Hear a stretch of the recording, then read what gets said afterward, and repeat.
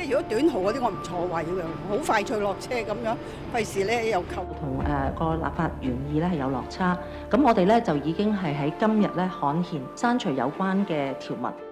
我諗即係市民對於立法會嘅工作都有期望㗎啦，咁即係都會期望呢條條例喺審議嘅之前，會唔會有一啲即係深思熟慮咧？政治壓力底下同埋責任底下，你係必須要過。係肯定有落差㗎啦，佢冇入到嚟基層嘅生活過嘛，佢可能唔知道呢啲係我哋最需要嘅嘢咯。其實我哋不嬲都覺得作為業主諮詢就係唔係好足夠嘅。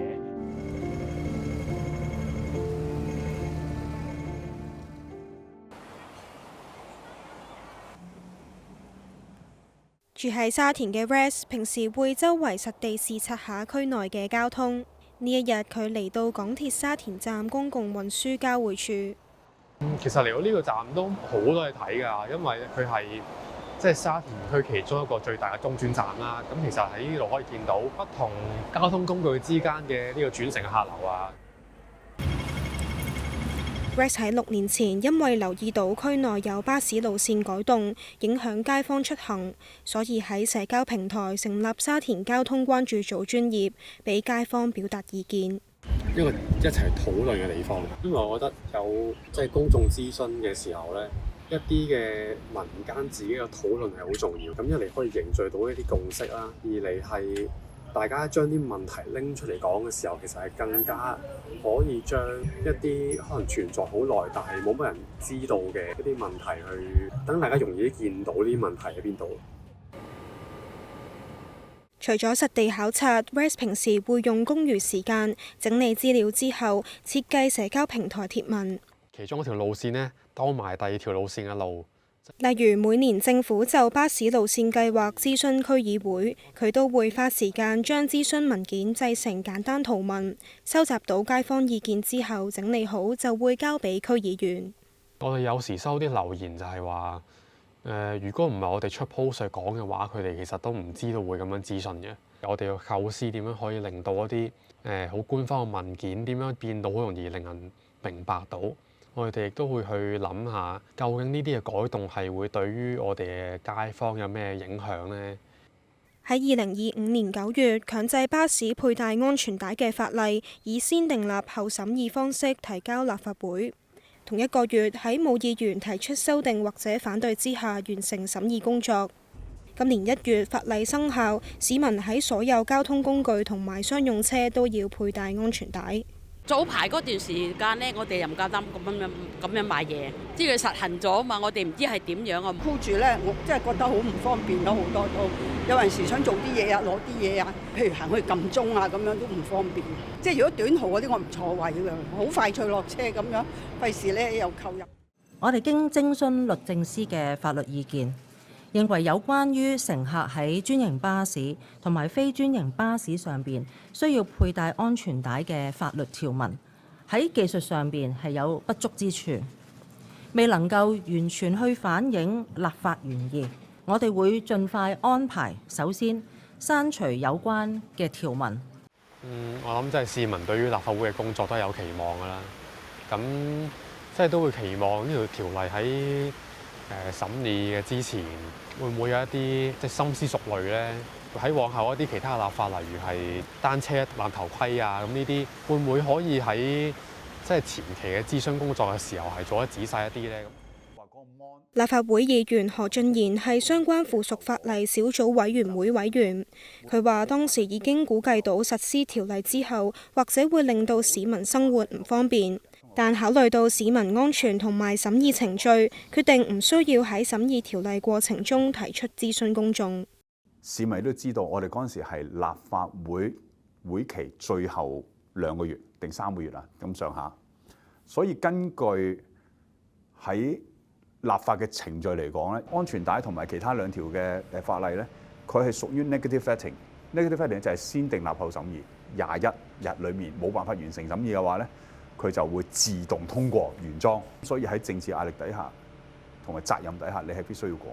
唔方便同埋嚴重受傷或者死亡，我哋嗰個考慮調翻轉，我哋會講話不如就真係嚴謹少少啊。第三就係特區政府擺出嚟嘅方案咧，議員係好難大改嘅。喺個行政主導嗰方面咧，第一費事失時啦，而且議員多噶嘛，議員多嘅話咧，唔通90個議員都各自走去改咩？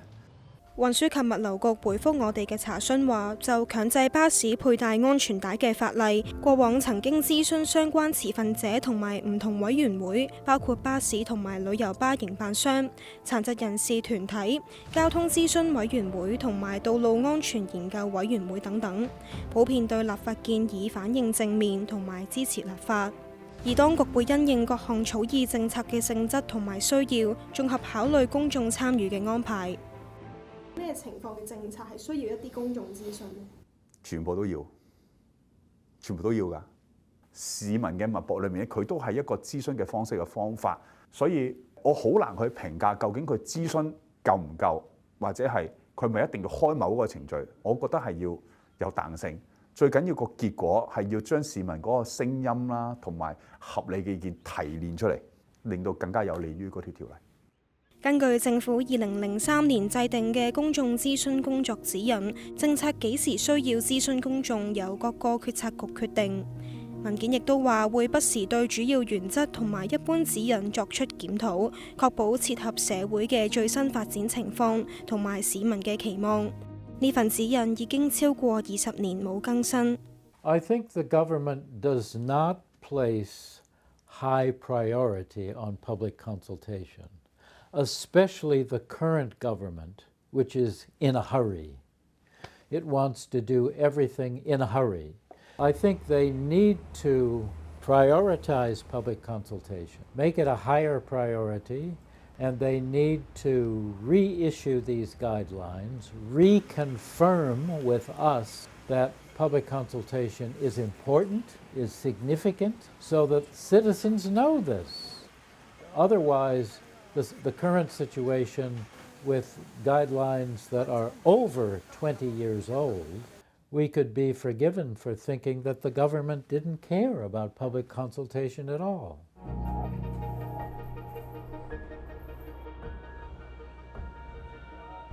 好鬧交啊！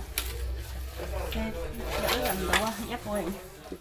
梅姐同2個小朋友住喺呢個唔夠8平方米嘅劏房單位，接近10年。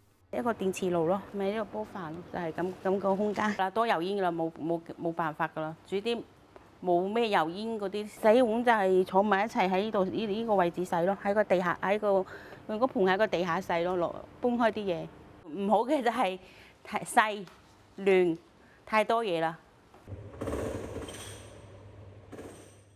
為咗改善劏房戶嘅居住環境，簡樸房條例今年3月1號生效，規定出租分間單位即係劏房必須符合最低標準，包括面積最少要有8平方米，樓面到天花唔少過2.3米高，有圍封嘅獨立廁所，同埋廁所外有供水點同埋洗滌盤。而梅姐嘅單位就大部分都唔合規格。阿蘭都係住喺劏房，佢一直關注劏房戶嘅權益。雖然未收到業主通知要搬遷，但係已經睇定其他單位。我中意比較穩定嘅，咁我就要如果係再要睇，就要睇下佢係咪真係符合咗個條例啦，唔使俾我哋搬第2次啦。每次搬屋傷身又傷財噶嘛，其實咁就好麻煩嘅。就住訂立簡樸房條例，政府喺2024年底展開為期2個月嘅持份者諮詢，舉辦近40場會議同接近700人次會面，同埋收到大約2200份書面意見。諮詢期後修訂過登記安排，延長寬限期，放寬窗戶要求，同埋增加可以進行核證嘅專業人士範疇。我哋好擔心，如果取代咗之後呢，屋租會唔會升得好快啊？咁你知道，如果好多唔適合，你出咗嚟，肯定會係供不應求噶嘛，大家都好擔心啊嘛。咁我哋最關心嘅安置問題啊，同埋一直去徵求緊嗰個起始租金啊，佢都冇回應到呢個問題。咁呢啲係我哋最關心嘅問題嚟噶嘛。即係其實我舉咗好多次手，你都好想知道呢啲問題，但冇叫到咯，同埋都冇答到收到有用嘅信息翻嚟咯。參與過諮詢會議嘅阿蘭話，會議有政府官員出席，亦都有向政府請願。佢認為政府已經收集咗好多基層嘅意見，但係到真正推出條例嘅時候，佢仍然覺得未如理想。因為大家講咗好多出嚟嘅，我諗到佢其實知嘅，但係佢可能覺得唔重要，或者係佢唔了解咯，所以佢就當唔知。佢冇入到嚟基層嚟生活過嘛，佢可能唔知道呢啲係我哋最需要嘅嘢咯。其實係肯定有落差㗎啦，都係想諮詢完翻嚟攞到一個確定嘅信息，同埋俾我哋有安心啲嘅，咁冇收到安心嘅嘢咯。根據當時嘅諮詢文件，全港有大約11萬個劏房單位，涉及大約22萬個居民。有一直關注劏房問題嘅組織話，當時諮詢期有唔少劏房戶都係透過民間團體先知道有持份者諮詢，而2個月諮詢期亦都唔夠佢哋協助劏房戶表達意見。如果佢一出完就2個月，咁我同啲街坊傾得嚟，其實可能你個諮詢期已經完啦，係咪？咁對於民間可以表達意見就細咗。如果我係1年嘅時間，或者我哋因為大半年嘅時間咧，其實你會令到民間醖釀嘅時間空間會多咗好多啊。因為我就係話街坊都要揾食啊，佢都唔係咁得閒。雖然你話喂嗰啲嘢應該喺佢即係生活嘅喎，咁佢咪應該多啲即係重啲表達意見啊。但係你諗下，對於佢嚟講，我連租都冇得交嘅時候，我可以交租緊要過你問條例。有關公眾諮詢時限，根據政府資料庫同埋我哋嘅統計，前2任行政長官梁振英同埋林鄭月娥任內各部門公佈嘅公眾諮詢文件，分別有131同埋75份，平均諮詢期都係大約72日。而截至今年3月底，今屆政府公佈嘅55份公眾諮詢文件，平均諮詢期只係得大約56日，縮短大約2成。咁其實我哋嚟緊呢係需要更換嘅呢一道門。咁點解呢？因為就住佢最新嘅實務守則嚟講呢，其實呢一啲房門呢，佢係需要有一個叫做防煙功能嘅，係啦。咁作為一個要有防煙功能嘅門嚟講呢，就係即係其實呢一度就唔得㗎啦，因為呢個只係一個普通嘅房門啫。係啦。陳顯熙嘅公司旗下有大約800個原本已經符合簡樸房條例8大標準嘅單位。佢話房屋局舊年年底發布簡樸房實務守則擬稿，但今年2月底先推出最終版本，令到佢要再次改裝單位先至可以滿足當局要求。其實我哋不嬲都覺得作為業主諮詢就係唔係好足夠嘅。諮詢文件應該入邊係完全冇講過呢一個實務守則嘅，都會覺得係好彩我哋叫做整咗有呢一個協會，咁叫做可以令多啲傳媒啊，或者可以令到唔同嘅人士了解得到我哋嘅需求或者我哋嘅意見咯。以前嚟講，大部分嗰個焦點其實係放緊喺啲租客嘅身上啦。係啊，或者就咁純粹喺政府嘅身上，反而作為真係俾錢嘅業主嚟講，係冇咗呢一個嘅發聲嘅渠道啦。佢亦都話協會成立之後，雖然可以幫到更多業主向政府表達意見，但仍然未有可以直接交流嘅途徑。就住簡樸房持份者諮詢會議嘅方式同埋與會者名單，我哋向房屋局查詢，截稿前未有回覆。I think the elements in the guidelines, like timeliness and consulting widely, all those elements in the guidelines are good. I urge the government to follow them. When they have a doubt, then go the extra mile, do more, and then this will result in smoother implementation. Then you need to consult the public, the stakeholders, the people that are directly involved, because the public will be on board with the policy. That's very important. Public policy is co-produced by the government and the people. The government doesn't seem to understand this.